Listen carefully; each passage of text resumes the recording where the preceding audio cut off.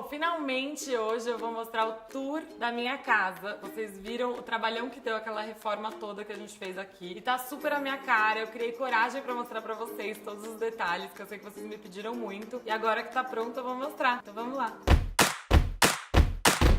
Essas são as Paulistano, que eu comprei na Futon Company. Olha isso, gente. Ela é o máximo, porque ela é, tipo, literalmente um tecido flutuando, assim, na cadeira. E aí, olha que legal. Pra lavar, é só tirar isso aqui. Se sujar de um lado, você pode virar do outro, não tem lado certo. E aí, a loja, ela tem várias cores dessa lona aqui. E tem de couro também. Então, a base, que é a poltrona, assim, a parte de design mais importante, isso aqui você pode ir trocando. Tipo, enjoei dessa cor, quero trocar as almofadas e quero colocar cor nas poltronas, eu posso, entendeu? Eu gostei muito disso.